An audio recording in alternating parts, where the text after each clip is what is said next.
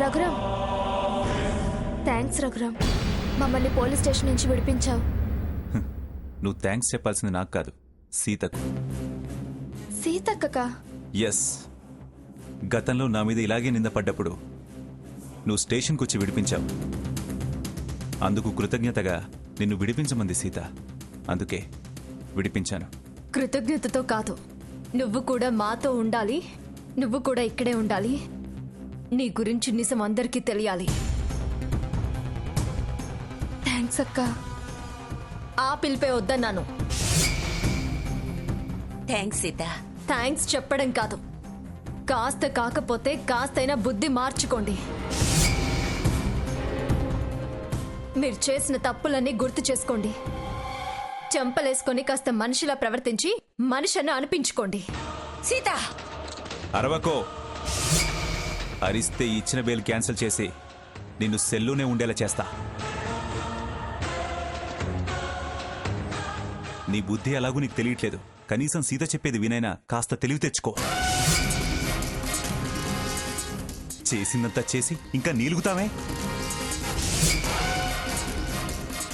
నీ దొంగ బుద్ధి తెలిసి కూడా ముసలావిడవి అవస్థ పడతావని జాలి తలచి హంసతో పాటు నిన్ను విడిపించా.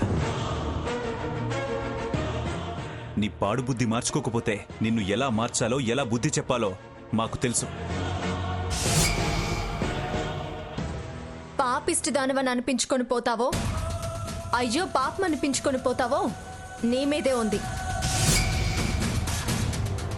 ప్రతిసారి ఇలాగే జాలి చూపిస్తామని అనుకోవద్దు. ఇంకొకసారి మమ్మల్ని బద్నాం చేయాలని చూస్తే నీకు బతికే లేకుండా చేస్తాను. జాగ్రత్త. సీతక్క, నిజంగా ఆ నగల గురించి నాకు తెలీదంటే ఎలా? ఆవిడ గదిలోకి ఎలా వచ్చాయో, నువ్వు ఎలా సింగారించుకొనున్నావో, ఈ కథలన్నీ ఆపి కదలండి. ఎక్కడికి కదలండి అంటున్నావు? విడిపించమన్నావు, విడిపించాను. అంతే. ఇంకా వీళ్ళ దారి వీళ్ళది, మన దారి మనది. వీళ్ళు మళ్ళీ కోటకు రావడానికి వీల్లేదు. అదేంటి రఘు అలా అంటావు? ఈవిడి గారిని వదిలేసినా ఆ హంస ఎక్కడికి వెళ్ళిపోతుంది? ఆవిడతో పాటే ఈవిడ వెళ్తుంది. ఆవిడ స్నేహితులే కదా, ఇద్దరు తోడుదొంగలే కదా. జోడి విడదీయడం ఎందుకు? చక్కగా దొంగతనాలు చేసుకుని బతుకుతారులే. ఆవిడ డాను, ఆవిడకి ఈవిడ అసిస్టెంట్. చిన్నపిల్ల ఏదో తప్పు చేసింది, నీకనే ఛాన్స్ వచ్చింది.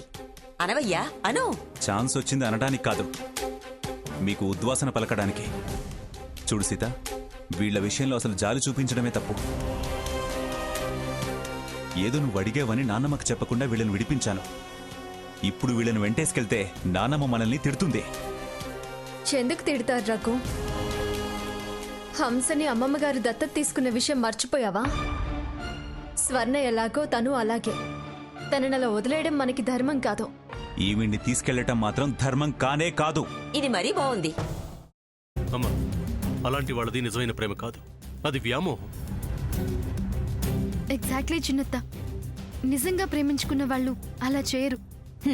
ఎంత మనసు విరిగిపోతే కన్న కూతుర్ని పట్టుకొని మా దృష్టిలో చచ్చిపోయా ఉంటుందా తల్లి? అది సరే అమ్మా, తన కూతురుతో తన మాట అనేటప్పుడు ఆమె మాటల్లో వ్యథ, కళ్ళల్లో బాధ గమనించావమ్మా? పెద్దబాబుకు బర్త్డే విషెస్ చెప్పు కూడా వెళ్ళాం కదా. ఊరికే ఎలా కాలిపోతుంది? మంట పెడితేనో పడితేనో తగలబడుతుంది.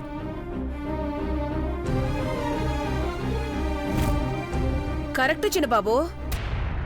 నీకొచ్చినట్టే నాకు డౌట్ వచ్చింది. పార్వతే షర్టును తగలబెట్టిందనుకుంటా.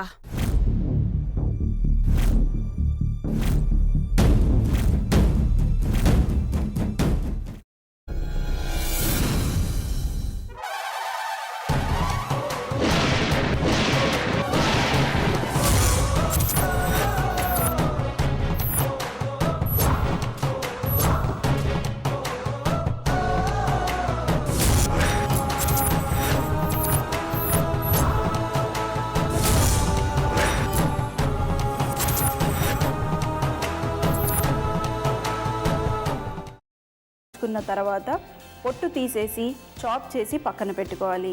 ఒక ప్యాన్లో కొద్దిగా నూనె వేడి చేసి అందులో ఆవాలు, మినప్పప్పు, శనగపప్పు, కరివేపాకు, సన్నగా తరిగి పెట్టుకున్న ఉల్లిపాయలు వేసుకుని 1 నిమిషం పాటు వేయించుకోవాలి. ఆ తర్వాత కాల్చి కట్ చేసి పెట్టుకున్న వంకాయని కూడా అందులో వేసుకుని బాగా మిక్స్ చేసి బౌల్లోకి ట్రాన్స్ఫర్ చేసుకుని అందులో తగినంత చిక్కటి పెరుగు లేదా పల్చటి పెరుగు వేసుకుని మిక్స్ చేసి అన్నంతో కానివ్వండి, చపాతీతో కానివ్వండి సర్వ్ చేసినా చాలా బాగుంటుంది.